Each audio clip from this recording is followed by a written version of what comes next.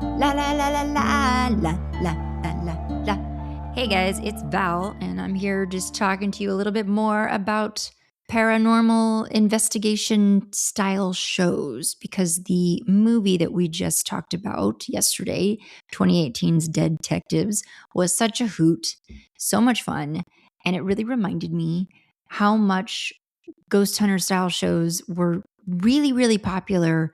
For me, anyway, the last time I thought about them would have been like early 2000s. I'm sure there are many still on air to this day, but that's kind of when they fell off the radar for me personally. But I know many people who watched those shows pretty religiously. I caught my fair share of them as well. And so I've accumulated a few fun resources that I'm going to share with you guys today in show notes, just sort of talking about the different ghosties with the mosties television shows, some of those great TV moments, and best ranked shows.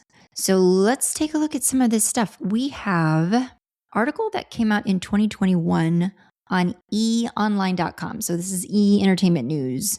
Nothing screams Halloween like a good ghost hunting show. And as we are entering spooky season, this is the time to do it. So this was October 21, 2021 by Alyssa Ray, author of this article, ranking ghost hunting shows from ghoulish to downright silly. Here we go. Number 8, Haunted Towns. There were 2 seasons on Destination American between 2017 and 2019 that followed a group of paranormal investigators known as the Tennessee Wraith Chasers. I vaguely remember these guys. I never watched an episode, but I'm looking at them and they look familiar. As they traveled to the country's most, you guessed it, haunted towns in the hopes of trapping ghosts.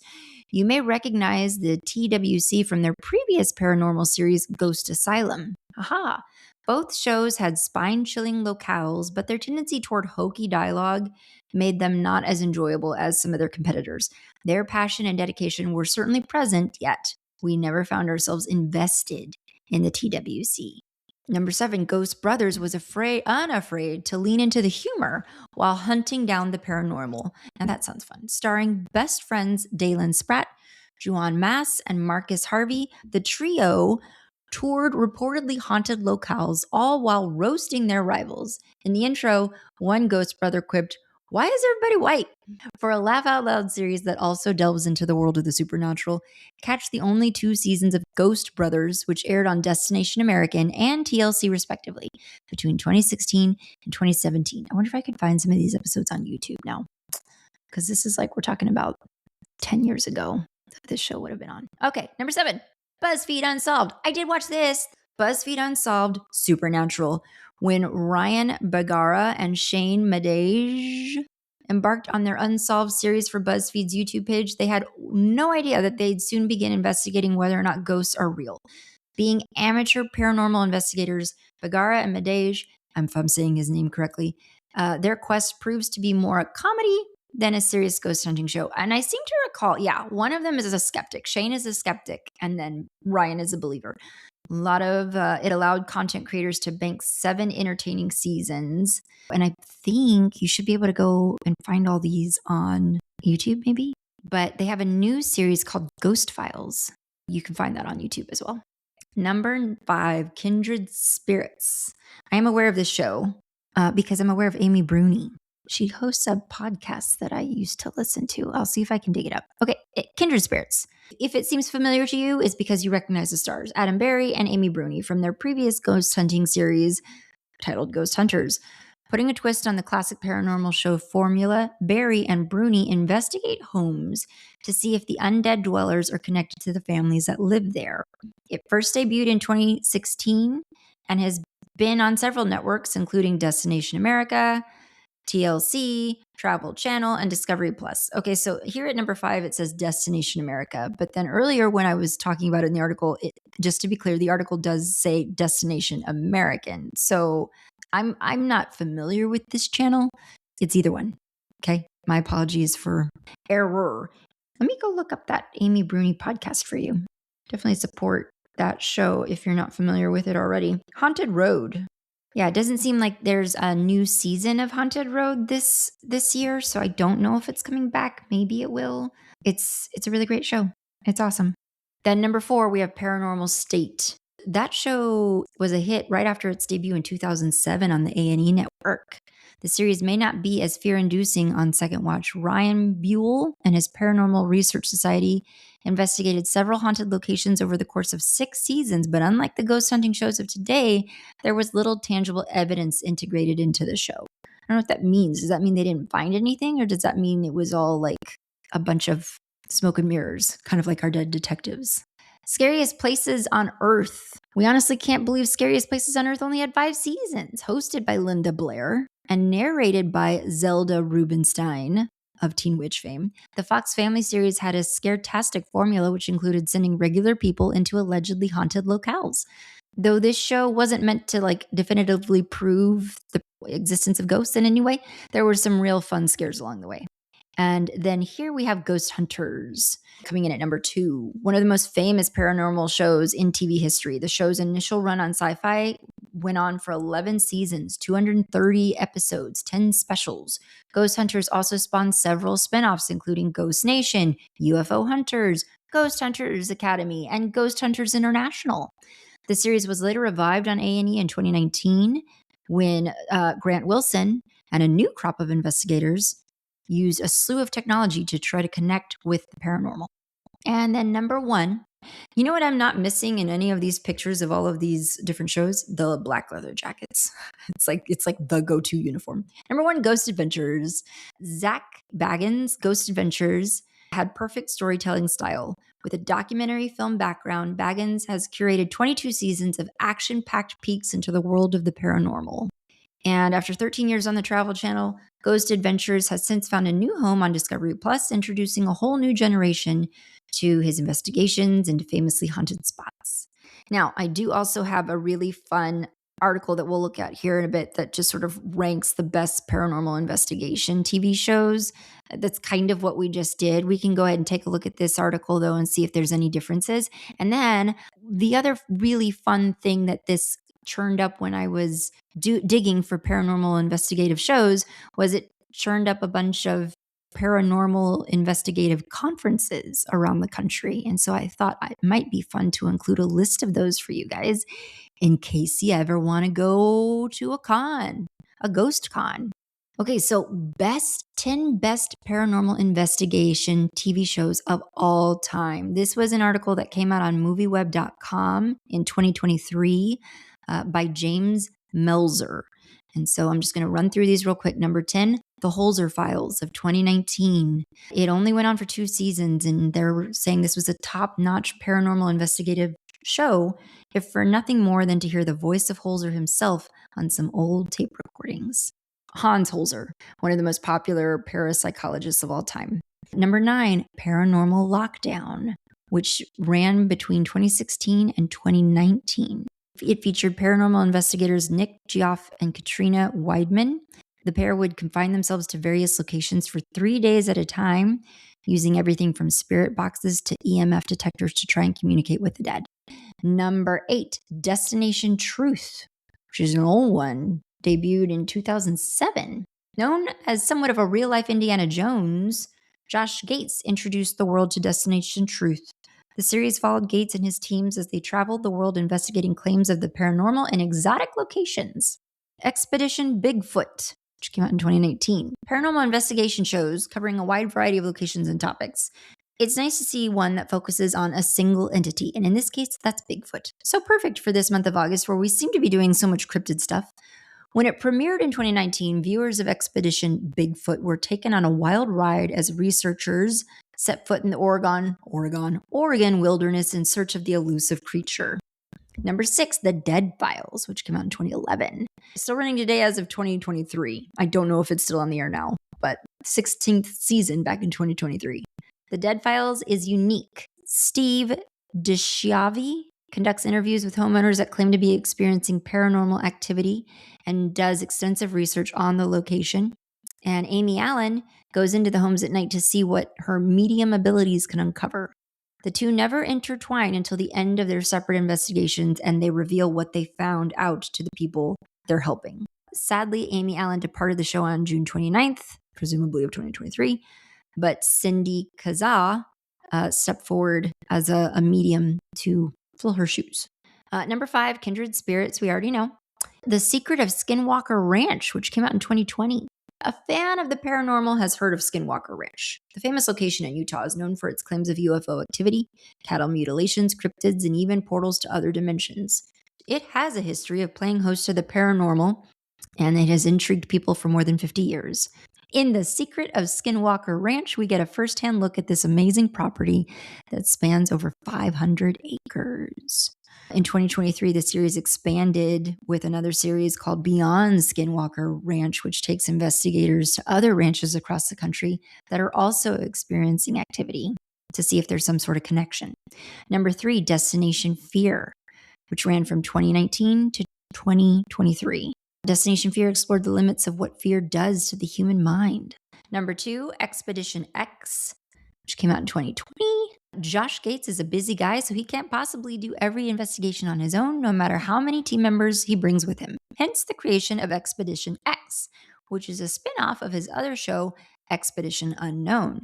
While Josh does appear at the beginning of each episode, the show centers mainly on biologist Phil Torres and TV personality Jessica Chobat, whom Gates sends out to investigate claims of the paranormal and various cryptids. Very Mulder Scully dynamic. And number 1, Ghost Hunters. So yeah, good stuff on this list as well. I've included that for you guys. I do want to take you through some of the fun paranormal conferences that are going to be going on for the remainder of this year. Coming up on August 28th through August 30th in Pennsylvania, there is the Interdimensions Paranormal Expo. This is a weekend of mystery and the unexplained, benefiting the Fayette Friends of Animals.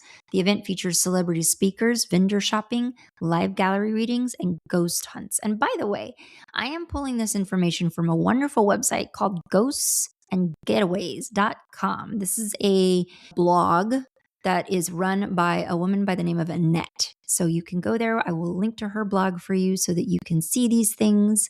Also happening that same kind of weekend, August 28th through August 29th, 2-day fest, happening in Michigan. Oh geez, Paracon, an annual paranormal convention that draws ghost hunters, psychics, researchers, investigators, and curious travelers from across the Midwest and beyond. Paracon, I don't know how you say this, guys. Midwest people, don't hate me. It's a weekend of panels, workshops, live investigations, vendor rooms, and social events focused on paranormal phenomena, local hauntings, historical context, and investigative techniques with a fun community-driven atmosphere. And then in September, there's Phenomicon in Utah, a region famously known as a hotspot for supernatural activity due to its proximity to places like Skinwalker Ranch and Blind Frog Ranch. Also in September, there is the Great Lakes Paranormal Conference in Wisconsin. This event focuses on a broad range of topics, including ghosts, cryptids, and UFOs. Maine Paranormal and Horror Convention in Augusta, designed for fans of cryptozoology, hauntings, and classic horror cinema. There's the Underworld Culture Convention in Scranton, Pennsylvania, an immersive event that celebrates the spooky side of autumn. Spooky Spectacle, which happens in Granbury, Texas. And this one I am familiar with. We almost went to Spooky Spectacle one year. And, perhaps we'll go this year. Who knows?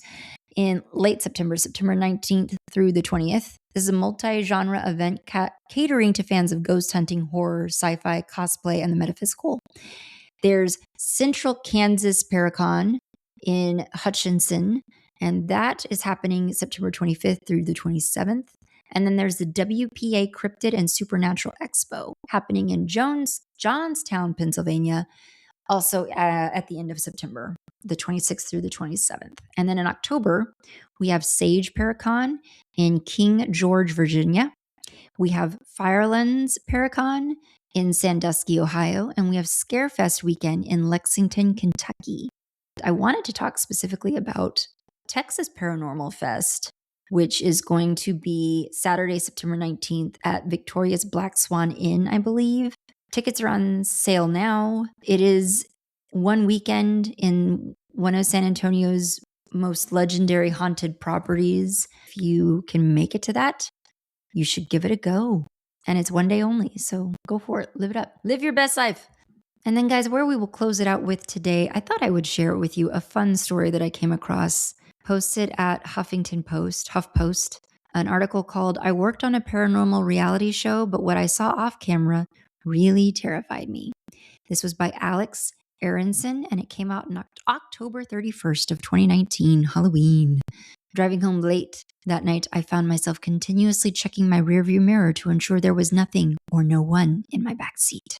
This is from the article now. We've all been there. You're channel surfing on a lazy Saturday afternoon when suddenly you land upon a green night vision scene showcasing a group of ghost hunters. But what, if anything, is real, and what's just TV hocus pocus? After booking a gig on one of these paranormal reality TV shows, this author got their answer. You know the shows I'm talking about.